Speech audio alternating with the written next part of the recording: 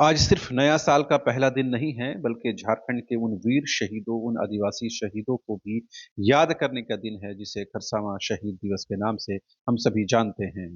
लिहाजा उन शहीदों को याद करते हुए हमें ये ज़रूर याद रखना चाहिए कि उनके लड़ाई की वजह से, उनके बलिदान की वजह से आज झारखंड जो है महफूज है, देश महफूज है। आज शहादत दिवस के अवसर पर कई महत्वपूर्ण नेताओं ने जो शहीद स्थल में जाकर के श्रद्धा सुमन अर्पित किए। है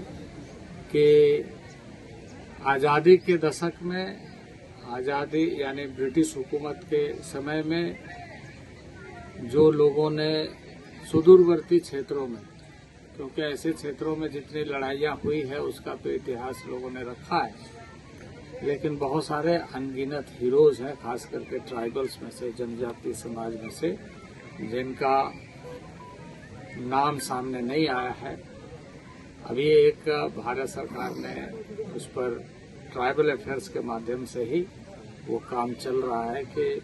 वैसे क्षेत्रों में जा करके, क्योंकि ये 150वीं जन्म जयंती वर्ष के रूप में चिन्हित किया गया है, तो 150वीं जन्म जयंती एक वर्ष तक चलेगा। एक वर्ष में सभी क्षेत्रों के वैसे शहीदों के, वैसे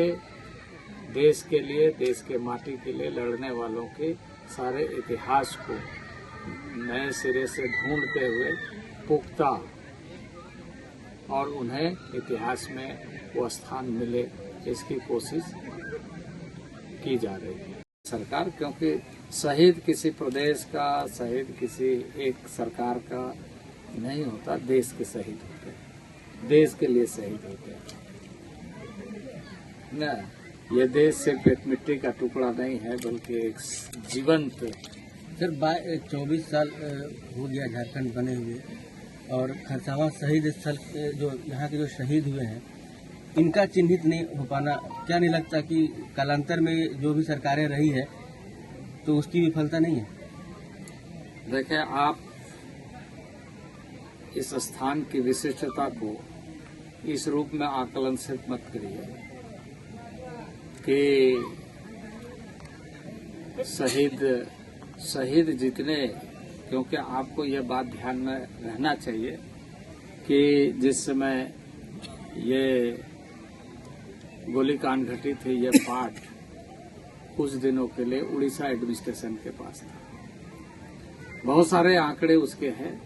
और बहुत सारे इसमें हैं, क्योंकि जब भी कोई विषय इस तरह का आता है तो वो विवादास्पद होने का कारण ज्यादा रहता है, क्योंकि दावेदारी करने में बहुत सारी बातें सामने आती है। इसलिए मैंने सुझाव दिया है कि कमीशन के माध्यम से इसको करना चाहिए।